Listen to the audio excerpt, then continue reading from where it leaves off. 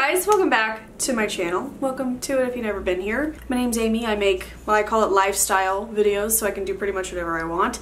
But today is a beauty review. I don't really do like dedicated reviews anymore. I mean, that's not true. I just said I do whatever I want. But I've never received so many messages, comments about a product before, asking me to try it, asking me to let you guys know how it is.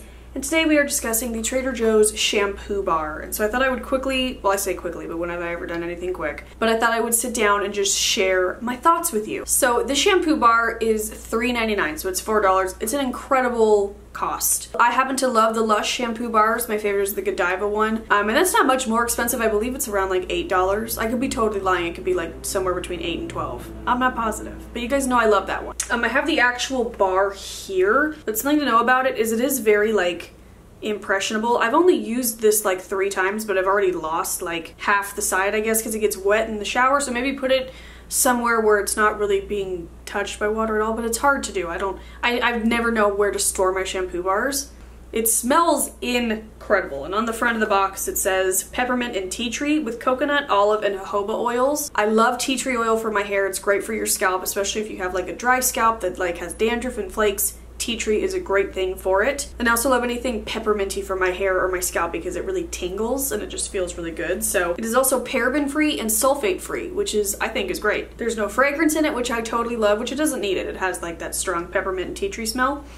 But just as at like a first glance at the ingredients, it looks really, really clean and nice. And it's eco-friendly packaging because you can just recycle that. So that's that. The appearance, the smell, all that. Now, shampoo bars kind of come with their own sets of like obstacles or cons. One of them being, especially with this one, it is so slippery. It's like oddly slippery. And I watched a review from somebody I follow on Instagram who said like, I wouldn't use this every day because it's so slippery. And I was like, okay, that's a first world problem. But it truly is like wildly slippery. So that's something to think about. And even though there's no sulfates, it does do like a pretty good job of lathering up. So basically I just take it in my hands and you know, you lather it in your hands like you would a soap. It's like a bar soap, but it's shampoo for your hair. I will say it does take like 2 to 3 times of kind of getting it ready in your hands, putting it in your hair, getting more in your hands, putting it in your hair, you know, that to get like a really good like normal shampoo experience where it's just like very sudsy and all that. But it is achievable, which is amazing with a bar and a sulfate-free bar. So I used it as I would any other shampoo. I just scrub it up. I even used my scalp brush, which I can link down below. I got it on Amazon. Just to get, I have a dry scalp, so just to get any like flakes or dandruff away, just kind of like revitalize and scrub. Whenever I wash my hair, I really scrub my scalp because I barely ever wash my hair. I'd say the biggest downside for me about this shampoo bar was how wildly dry it feels when you're rinsing it out of your hair. The only thing I know how to compare it to is I am not a like bar soap kind of person because of that exact same thing. Like it feels good when you're using it, but then when you like go to rinse it off, it's like you've been stripped of all your oils and it's like so dry. I don't know if that's just a me thing or whatever, but this was the same effect in my hair. It was like, it was unbelievably dry. And the first time I used it, I was like, that's a deal breaker because my hair's just gonna look like crap because it's gonna be so dry. And obviously where it felt the most dry was at my scalp because that's where I use the most shampoo. I just kind of like lather it up there and then I use whatever to clean the rest. But I also don't use conditioner up here. I only use conditioner from like here down.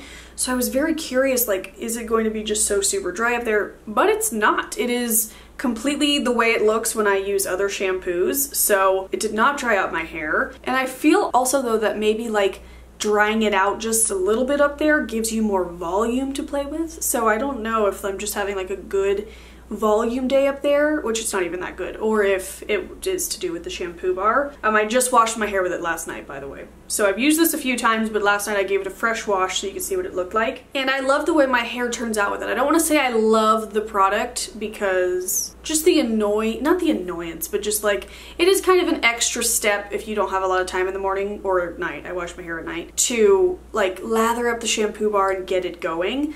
And then the dryness as you're rinsing it out of your hair is very unpleasant. At least that's how it was on my hair. Comment down below if you've tried it and if you had a different experience. I just found it wildly dry. I wash my hair at night, I let it air dry, and then I curl it in the morning. And there was no like extra frizz, no extra dryness or anything. My hair ended up looking the way it pretty much always looks, which like I'm completely fine with. I've come up with a system to like lower frizz and a little bit of volume in my roots and moisture on the ends, so like it didn't really change anything. So it kind of has its pros and cons, and to recap, the pros would be it's very cost effective. It's right at Trader Joe's, which I'm there all the time, so I always love when I find a beauty product I love that I can just like pick up while I'm picking up the groceries, you know? Clean ingredients, that is something that's really, really cool. And it's like packaging free, essentially. I mean, this is recyclable, but it's better for the planet, eco-friendly. Smells incredible. Also great for travel. Once it like dries off, you could totally put it back in this box. You can't store it in this box in the shower because it's paper essentially, but you could let it dry off and then travel with it in the box. But other than the box, I don't really know what you would carry it to travel in. I guess like a little Ziploc baggie. But shampoo bars are great for travel, like on an airplane when we can't have a lot of liquids. And then the cons, like I said, slippery, hard to like get the good lather going, and super dry to rinse out of your hair. So